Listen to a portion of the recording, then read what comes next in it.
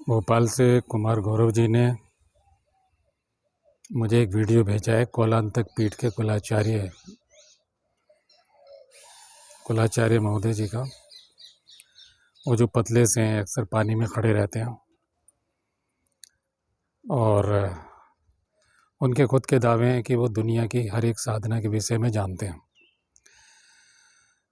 तो पहाड़ क्षेत्र के हैं, हिमाचल के हैं और ठंड सहन करने की क्षमता उन्होंने बहुत विकसित की हुई है। लेकिन फिर भी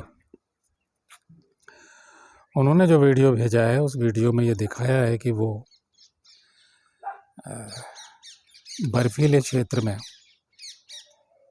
और बर्फ़ के बीच में बैठे हुए हैं और बर्फ़ ऊपर से गिर रही है। तो इस बारे में उन्होंने जानना चाहा है। तो क्या ये सत्य में उनकी ध्यान समाधि है या कुछ और है, और उनके अंदर आंतरिक अवस्था क्या हो सकती है? तो मुझसे मेरी राय जानना चाहा है।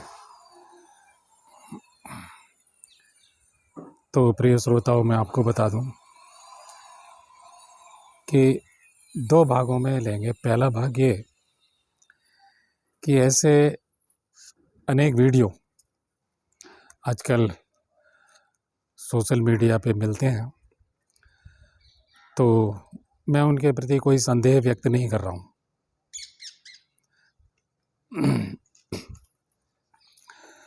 लेकिन योग विद्या की दृष्टि से जो मुझसे पूछा है उसका सीधा उत्तर देने की कोशिश करता हूँ। तो पहले भाग में ये कि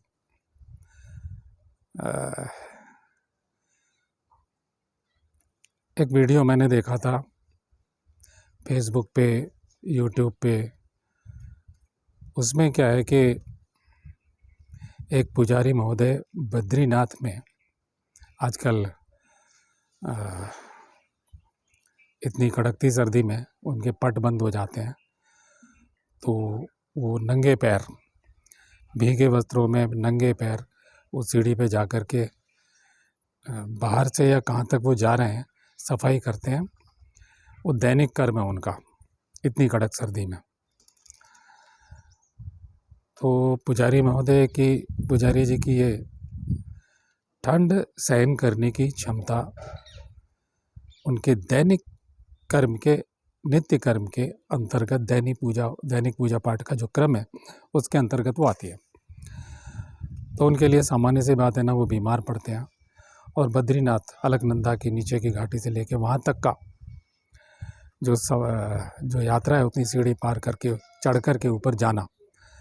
तो एक तो वो, दूसरा गंगोत्री क्षेत्र में और वहाँ से कुछ किलोमीटर दूर का -15-20 डिग्री तापमान बताया है। फौजी भाई हैं, मिलिट्री के जवान हैं, बॉर्डर सिक्योरिटी फोर्स के जवान हैं शायद वो। तो उन लोगों ने, एक बाबा जी हैं जो बर्फ़ तोड़ रहे हैं, जमी हुई नदी है, बर्फ़ तोड़ रहे हैं और बर्फ़ तोड़ के वो बाल्टी से नीचे पानी निकल आता है, उस बाल्टी से वो स्नान कर रहे हैं, अपने ऊपर डालते हैं, तसल्ली से स्नान कर रहे हैं बढ़िया ढंग से, और स्नान करके वो चले जाते हैं। वो भी उनका नित्य स्नान क्रम है और वो उन्हें पता भी नहीं है कि उनका फ़ोटो या उनका वीडियो फौजी भाइयों ने बना लिया। वो जो कुछ कर रहे हैं वो ईश्वर के लिए कर रहे हैं। क्योंकि अगर उनका ये वीडियो नहीं बनता तो उन बाबा जी के विषय में जानकारी नहीं मिलती, और वहाँ के -, डिग्री तापमान की जानकारी, -15 से 20 डिग्री का जो तापमान है उसकी जानकारी भी वो फौजी भाई दे रहे हैं, वो मिलिट्री के जवान दे रहे हैं। इसके अलावा एक वीडियो और मैंने देखा है। तो ये जो पुजारी जी की क्षमता है, वो जो बाबा जी की क्षमता है जो स्नान कर रहे हैं, ये क्षमता आएगी ठंड सहन करने की क्षमता में वृद्धि। क्योंकि वो वहाँ बाह्य कर्म कर रहे हैं। एक और वीडियो लद्दाख क्षेत्र में भी -15 डिग्री तापमान है शायद। मिलिट्री के जवान कितने कपड़े हैं उनके पास भाई, कुछ जैकेटें, अंतर्वस्त्र या थर्मोकोट के कुछ कपड़े, कितनी परतें होंगी, लेकिन वो कमर तक धसे हुए जवान और जो गन उन्हें मिली हुई है उसके साथ वो अपनी ड्यूटी पर तैनात हैं मिलिट्री के जवान, और उन्हें दिखाया गया है और किन्हीं दूसरे लोगों ने उनका वीडियो बनाया है, वो डाला गया है।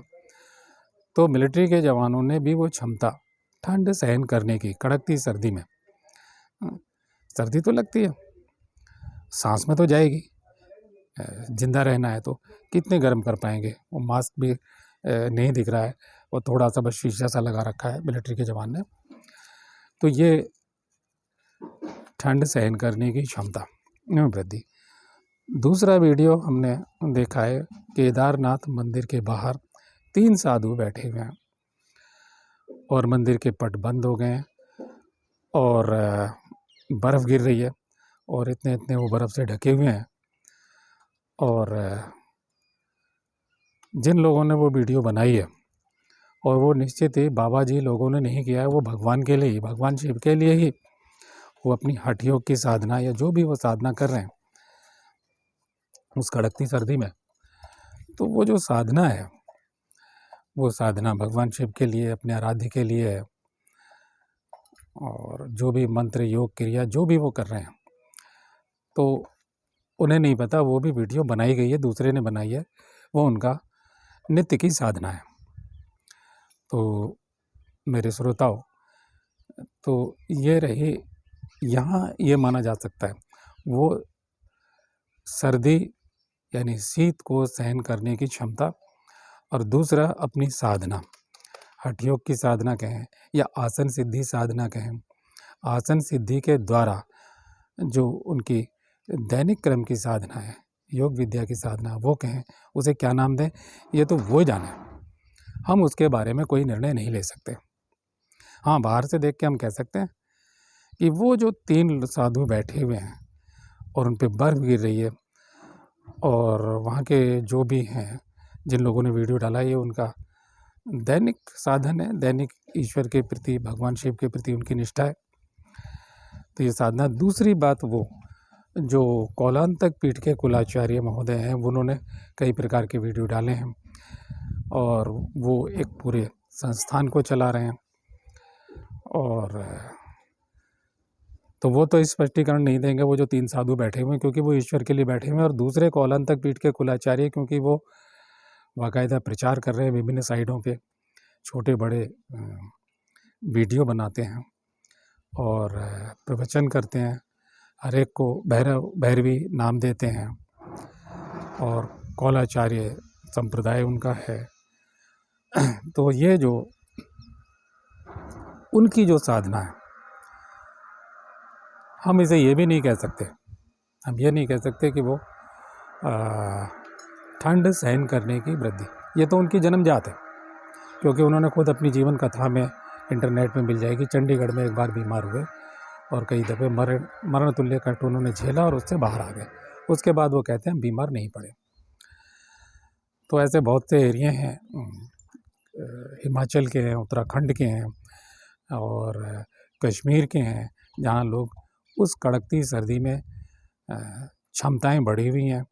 उत्तराखंड का उत्तरकाशी से दूर एक इलाका बताया गया, वहाँ एक जड़ी होती है जो चंद्रमा के साथ में, यानी कि जब पूर्णिमा की ओर चंद्रमा जाता है तो उसमें वो उस जड़ी को खोदते हैं।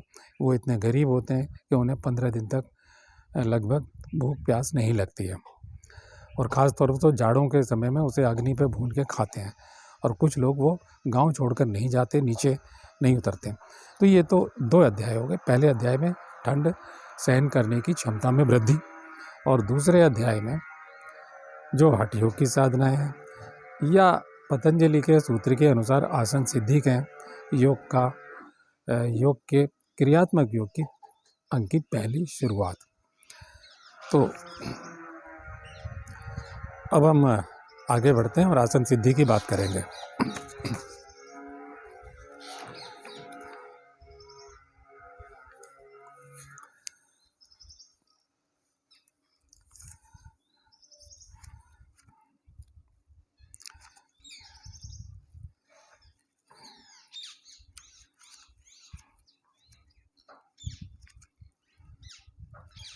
ये हम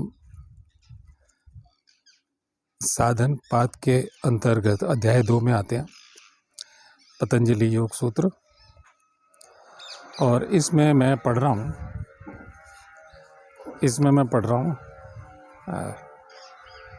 46वां सूत्र पढ़ रहा हूँ, साधन पाद अध्याय 2 पतंजलि का। स्थिर सुखासनम, बस इतनी बात कह दी गई है। स्थिर सुखासनम, इसका कुछ अनुवाद करने की ज़रूरत नहीं है। जिस सुख में हम स्थिर हों वह आसनम, वही आसन है, बस इतना। इसमें कोई मिलावट करने की ज़रूरत नहीं है। अब ये अनुवाद करेंगे तो कितना भी कुछ करें, मैंने तो कर दिया। निश्चल हलन चलन से रहित सुखपूर्वक बैठने का नाम आसन है। और मैंने जो शब्द कहे वो नपेतुले आपको अभी अभी सुना दिए अपने। अब रही बात ये कि ये जो आसन है कैसे सिद्ध होगा और इसका उस साधना से क्या संबंध है, जो वो साधु बाबा हैं जो भगवान के लिए बैठे हैं और जिन्हें पता भी नहीं कि उनका वीडियो बनाया जा रहा है, और दूसरे वो कोलांतक पीठ के कुलाचार्य जी जो वीडियो बनवाते हैं अक्सर अपने, उनके तो हजारों से वीडियो हैं, हर विषय पे वीडियो हैं, और कई टीवी चैनल्स पे भी वो पहले आ चुके हैं। तो अब वो वीडियो बनवा रहे हैं उसी अवस्था का, और उनके थोड़े हाथ लाल दिख रहे हैं,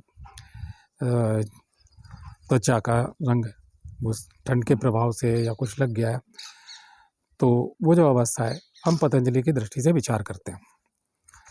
हमें निर्णय करने का, आंतरिक निर्णय करने का कोई अधिकार नहीं है। बाहर से देख करके ये आप भी विचार कर सकते हो, और क्योंकि आप मुझसे प्रामाणिकता या मेरी दृष्टि चाहते हो, आप ऐसा सोचते हो कि मैं अधिकतम उचित प्रकार से जवाब दूंगा, उनके विषय में बताऊंगा जिन लोगों की जिज्ञासा है, तो मैं ये कर रहा हूँ। दूसरा, हम आगे बढ़ते हैं। वो कहते हैं प्रयत्न की शिथिलता से और अनंत में मन लगाने से ये सिद्ध होता है। आसन कैसे सिद्ध होगा? प्रयत्न की शिथिलता, यानी कि हम किसी भी प्रकार का प्रयत्न ना करें, अपने को छोड़ दें। अगर ढीला छोड़ेंगे तो आसन सिद्ध नहीं होगा, अगर तन जाएंगे तो आसन सिद्ध नहीं होगा। तो अब इसमें कहा गया अनंत में मन लगाने से सिद्ध होता है। अब यहाँ कोई विपस्सना की क्रिया करने लग जाए तो धोखा खाएगा, अनंत आकाश में मन लगाए तो धोखा खाएगा।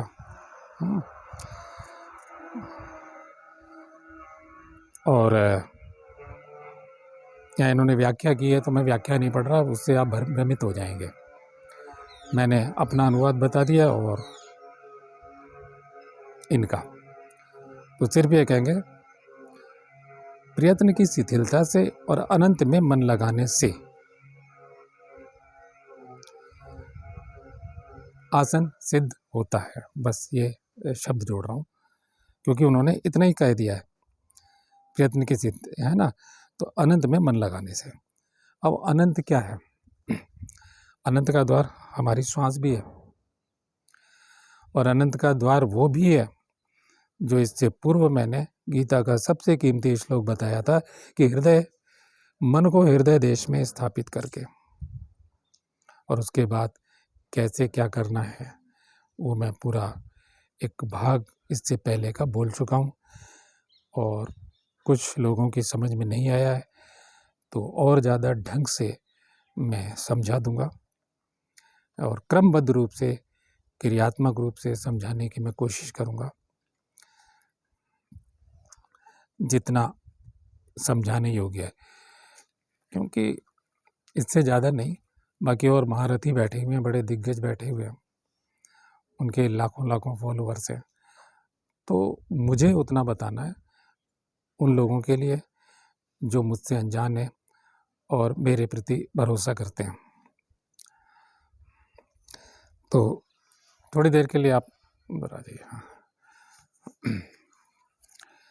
तो आगे बढ़ते हैं।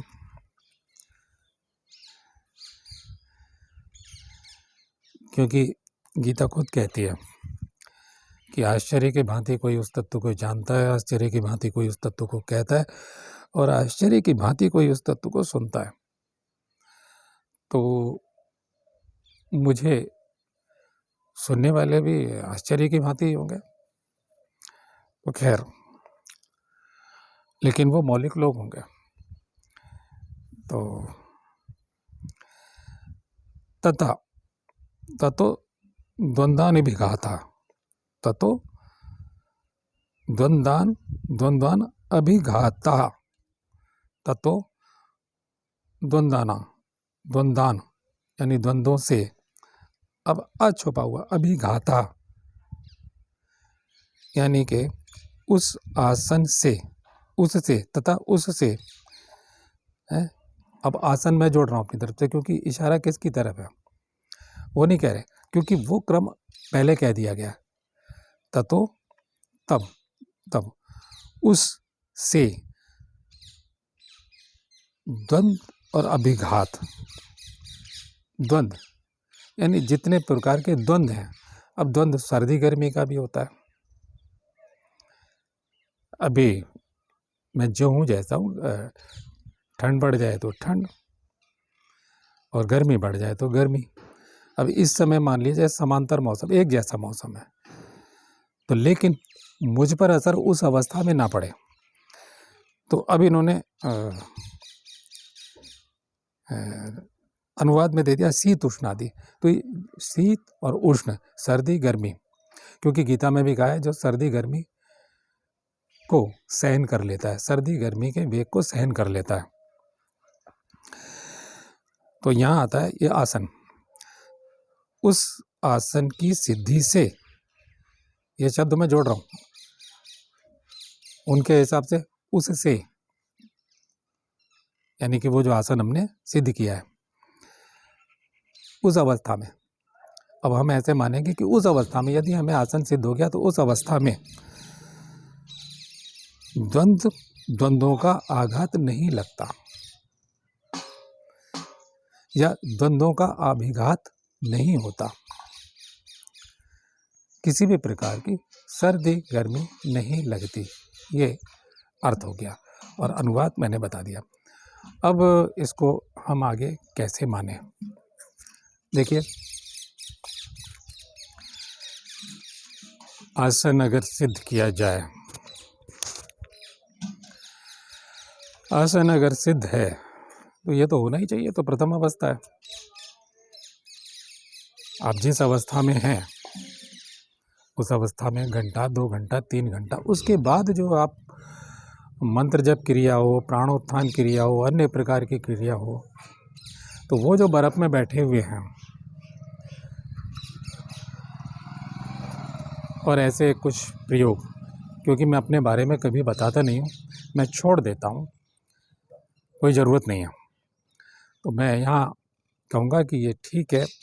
अब असली चीज़ ये है कि वो जो स्थौलांतक पीठ के कुलाचार्य महोदय हैं, वो वास्तव में आंतरिक अवस्था क्या है इसकी घोषणा उन्हें खुद करनी चाहिए। जब वो दिखा रहे हैं, वीडियो बनवा रहे हैं, डाल रहे हैं, भाई हमारे ऋषि मुनि तो घुस गए, जंगल में चले गए, उन्होंने कोई फ़ोटो नहीं, मतलब चित्र नहीं बनवाए अपने। ये हमने किसी ने देखा, अपने मन की स्मृति से बना दिए, और ऐसी ऐसी दुर्गम क्षेत्रों में चले गए वो लोग जहाँ मनुष्य ना पहुँच सके। वो किसके लिए गए? वो ईश्वर के लिए गए। लौट के आकर के उन्होंने, उनमें से कुछ लोगों ने, जो ऋषि है, जन कल्याण के लिए ग्रंथ लिखे, और जितना ज्ञान विज्ञान है, चाहे वो वास्तुशास्त्र है, ज्योतिष है, वायु विज्ञान, जल विज्ञान, आकाश विज्ञान, दुनिया भर की विद्याएं, आयुर्वेद, ये सब जन कल्याण के लिए प्रायोगिक रूप से उन्होंने शिक्षाएं दी, प्रयोग दिखाए, यज्ञ विद्या से साक्षात कृत्याएं उत्पन्न की, शत्रु संहार किया या राज्य की रक्षा की, और ऐसी प्रक्रियाएं सिखाई, समझाई। और कृषि कार्यों की वृद्धि के लिए उन्होंने ऐसे ऐसे यज्ञ किए कि धन धान्य समृद्धि, खेतों में आवश्यकता से अधिक अनाज हुआ, जिसका वर्णन मैं अपने दूसरे चैनल में कर चुका हूँ और करता रहता हूँ। तो ये आंतरिक अवस्था है। अब हम आते हैं कि क्या, ये तो इतना तो होना ही चाहिए, हर व्यक्ति को इतना असंतुष्ट होना चाहिए। उसके बाद आगे की अवस्था कहते हैं, फिर क्या कहते हैं, प्राणायाम उसके बाद, और बड़ा अच्छे ढंग से कहते हैं वो, अच्छे ढंग से क्या कहते हैं कि श्वासोच्छेद होता है, दूसरा जो भाग है उसका जो है वो इसके बाद में प्राणायाम का मनुष्य को अधिकार मिल जाता है, या प्राणायाम का द्वार खुल जाता है, क्योंकि उससे पहले ठीक प्रकार से शरीर और मन स्थिर नहीं होगा, मन लय ही नहीं होगा स्थिर सुखासनम का। और उसके बाद ये भी कह दिया, और उसके बाद में कहते हैं उस आसन की सिद्धि होने के बाद तस्मिन सति, श्वास और प्रश्वास की गतिच्छेद, गति का रुक जाना प्राणायाम है। और प्राणायाम के प्रकार बताएं 50वें श्लोक में, वो 50वां सूत्र कहूँगा, श्लोक पूरा नहीं है, बहुत कम पतंजलि बोलते हैं। ये चौथा प्राणायाम, और फिर इसके बाद धारणा बताइए कि धारणाएं किस प्रकार होंगे। तो फिर धारणा शक्ति सिद्ध के लिए बोलते हैं। प्रत्याहार की बात भी बीच में की गई है। तो अब ये आप जाने, मेरा यहाँ पर वक्तव्य पूर्ण हो जाता है। हाँ, यहाँ तक पहुँचने के लिए कोई कठिन रास्ता नहीं है कि कोई भी गुरु जो इस योग विद्या का सही जानकार है, तो आप उसके निर्देशन में रहिए। भोजन संतुलित कीजिए, दिशाएं संतुलित कीजिए, कौन सी दिशा से, अब जैसे मैंने मेरे इससे पूर्व के भाग देख लीजिए, है ना, कौन सा भोजन, क्योंकि घेरन ऋषि भोजनों की बात करते हैं, और मैं ज्योतिष विद्या की दृष्टि से भोजनों की बात करता हूँ, कितने दिन तक कौन सा अन्न, सुबह का अलग या शाम का अलग या एकीकृत, तो ये शीघ्रता है। क्योंकि ज्योतिष से कुंडलिनी जागरण में बोल चुका हूँ, और उसके 12-16 अंग हैं, तो 5-6 स्थान का चुनाव, क्योंकि बहुत से स्थान मैंने बता दिया है कि कुछ स्थान चैतन्य होते हैं, आपके घर के स्थान भी, उनमें ढूंढना पड़ेगा कौन सा स्थान मेरा चैतन्य है, अधिक जागृत है, प्राण शक्ति संपन्न है। तो ये सब साधन जो है, तब आप आसन सिद्ध कर पाएंगे, और यहाँ तक तो पहुँच ही जाओगे। और अभ्यास के लिए फिर आपको पानी में डुबा दिया जाए, और या अत्यधिक गर्मी में रख दिया जाए। एक मध्य प्रदेश के भी हैं, जो जिनका वीडियो मैंने देखा था, आप ढूंढ सकते हैं, वो तपते हुए 48 डिग्री या 49 डिग्री तापमान में पक्के फर्श पर नंगे बदन एक लंगोटी में बैठे रहते हैं, शाम को लैपटॉप भी चलाते हैं। वो 12 घंटे तपती दोपहर में, 8-10 घंटे जो तपती दोपहरी सुबह से मध्य प्रदेश में कोई स्थान है, कोई मंदिर है, तो वो उनकी क्षमता है। अब वो उनका हठयोग कैसा है ये वो जाने, क्योंकि मनुष्य को ईमानदारी से अपनी आंतरिक अवस्था का भी वर्णन कर देना चाहिए, जब प्रदर्शन कर ही रहे हैं, जो प्रदर्शन करने वाले हैं उनके लिए कह रहा हूँ, और जो केवल ईश्वर के लिए लगे हुए हैं इन साधनाओं में, तो वो तो अपने को प्रकट करेंगे नहीं। तो और कुछ विचार नहीं हो तो अभी विचार करते हैं।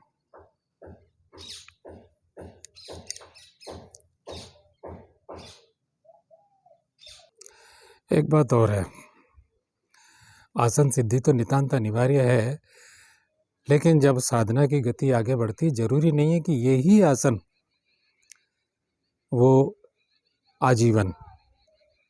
अब जैसे मैंने कहा कि मन को हृदय देश में स्थापित करके, हो सकता है मृत्यु काल आ गया हो, इस अवस्था में ये जो बर्फ की अवस्था है, या अत्यधिक तपती हुई दोपहरी में भी कुछ नहीं बिगड़ रहा है, ये स्वयं के लिए एकांत में जो योग विद्या का साधक है, जो केवल ईश्वर के लिए साधन कर रहा है, किसी दिखावे के लिए नहीं कर रहा, वो एकांत में अपने को तोलेगा कि मैं हुआ या नहीं, पतंजलि के अनुसार हुआ या नहीं।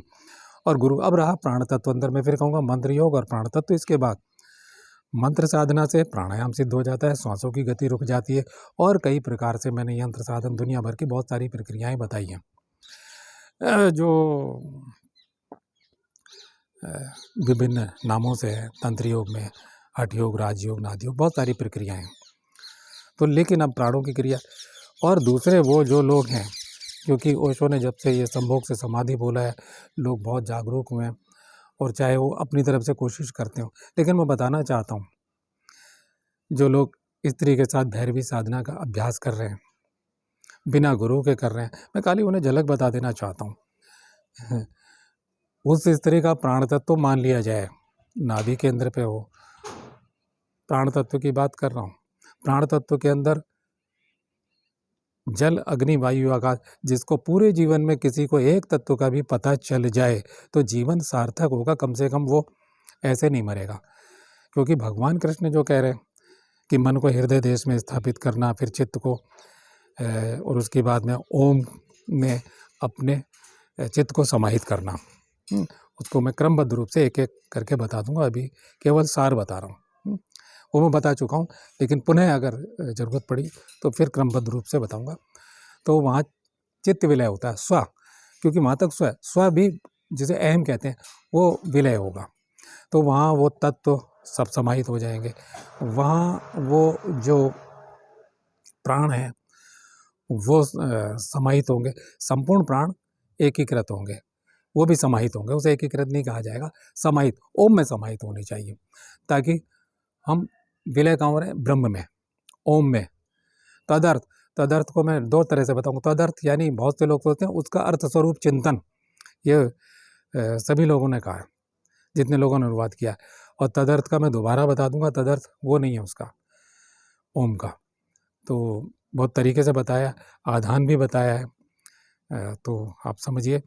तो अब जो साधक है, जहाँ दो व्यक्तियों की, दो स्त्री पुरुषों की चेतना एक हो जाएगी और आपका अनाहत केंद्र मान लिया जाए, खाली मैं कह रहा हूँ, तो आपका आसन कौन सा होगा? ओशो महोदय कहते हैं आसनों की चिंता मत लो, अपने आप बन जाएंगे। तो फिर मैंने वहीं कहता हूँ कि रोग शोक से ग्रस्त होकर के फिर दिव्य शक्तियाँ शरीर में क्यों नहीं आई, फिर रोग शोक नष्ट क्यों नहीं हुए, जिनका वर्णन हमारा योग शास्त्र करता है। पतंजलि कदम पे कहते हैं, कसौटी कसते हैं, यदि आपने उदान जय के लिया तो शरीर ये हो जाएगा, है ज्वाज्वल्यमान हो जाएगा, दीप्तिमान हो जाएगा, रोग शोक नष्ट हो जाएंगे। उदान जय हो जाएगा तो आपका शरीर कहीं भी जलपकंटक आदि संख्या उत्क्रांति ऊर्गमन हो जाएगा, कांटों में फेंक दो, कहीं भी फेंक दो, शरीर हल्का, दुनिया भर की बातें। तो वो उन्होंने मूल रूप से उन तत्वों की बातें आगे आगे बहुत प्रकार के वर्णन किए हैं। कसौटियाँ कसी कि अगर हमारा ध्यान योग, हमारा मंत्र योग, क्रिया योग कुछ भी सफल हो रहा है तो वो सही, उसकी कसौटियाँ हैं। तो क्या वो आसन वही होगा? मरण काल में ध्यान देखिए, और दो स्त्री अगर मिल रहे हैं शरीर से, स्त्री पुरुष अगर मिल रहे हैं, मिलन कर रहे हैं, तो वो दो नहीं है, एक ही चेतना होगी, और तब उनके तत्व कहाँ होंगे और उनका आसन क्या होगा, तो ये विचारणीय है। इसके बारे में तो नहीं बताया ओशो महोदय ने या दूसरे के तमाम गुरुओं ने। मैं तो खाली आपको समय समय पर केवल एक चुभाता रहता हूँ कुछ ना कुछ, जिससे आपके जो भी गुरु हैं आप उनसे जाके पूछिए भाई, ये कि भाई एक व्यक्ति ऐसा कहता है, वो यही कहेंगे ज़्यादा से ज़्यादा कि मैं बकवास कर रहा हूँ, और क्या कहूँगा। तो मेरी बात तो सुनने वाले कौन होगा? आश्चर्य की भांति कोई होगा। हमारे जैसे आदमी के तो गिनती के होते हैं श्रोता। तो आप पूछिए, क्योंकि क्या ये आसन मिलेगा हमें और उस समय रोग शोक से, किसी कारणवश रोग से ग्रस्त हो जाए? जरूरी नहीं है, संस्कार बहुत सारे हैं। हमने कहा परमहंस कौन, जिसका, वो भी मैंने बता दिया। परमहंस जब तक नहीं मनुष्य होता है, जैसे मेरा परमहंस पे वीडियो देख लें, तब वो पुराने आगे के संस्कार नष्ट हो जाएंगे। पुराने का भोग करना है और उन्हें क्षीण करना है, क्योंकि पतंजलि कह रहे हैं, गीता कह रही है, पतंजलि संस्कार 6 की बात करते हैं, तपस्या के द्वारा, साधना के द्वारा। तो अब मरण काल में क्या पता लेटी हुई अवस्था का आपका आसन हो, अधलेटी अवस्था का हो, कोई और आसन हो, तो लेकिन वो आसन सिद्धि, जो भी आसन होगा वो द्वंद्वाभिघात से रहित होगा, और तब जा कर के वो जो पतंजलि का सूत्र है, या तब आप कह रहे हैं ना भगवान कृष्ण जो कहते हैं कि कुछ आसन बिछाए उसके ऊपर ऊनी आसन, या जो मृगशाला आदि है, फिर रेशमी आसन आदि, वो 17 स्तंभ की जो परतें मैंने व्याख्या मतलब उसके अनुवाद से मैंने बता दिया कि हमारा साधना का मार्ग है, हम साधना की तैयारी कर रहे हैं, एक शक्तिशाली कवच निर्माण कर लेते हैं। हम इस आकाश मंडल से अपने आप में एक शून्य में मंदिर निर्माण कर लेते हैं, जिससे हम जुड़ जाते हैं, एक शक्तिपीठ का निर्माण कर लेते हैं, एक शिवपीठ का निर्माण कर लेते हैं उन आसनों की सहायता से। और यदि आसनों की प्राण प्रतिष्ठा हो गई है विधिवत, तो फिर क्या कहने, कोई जानकार अगर है तो। तो कुश आसन की तो अलग है क्योंकि केतु ग्रह का उसका स्वामी है। चलिए आज के लिए इतना ही। मेरा बोला हुआ कुछ आपके काम का हो तो बताइएगा। और ओशो वाले तो संतुष्ट होते ही नहीं। ओशो वाले तो भाई ये मानते हैं कि उनसे श्रेष्ठ कुछ है नहीं, ना उनसे पहले कुछ और ना उनके बाद। और जिन लोगों की उन्होंने व्याख्या की है उनसे भी बढ़ के वो ओशो को मानते हैं, और मैं जानबूझ के ओशो का नाम लेता हूँ। तो भाई ओशो वालों, आप मेरी बातों को बकवास समझें, बाकी लोगों के काम की अगर है तो ठीक है। ओम तत्सत, शुभकामना।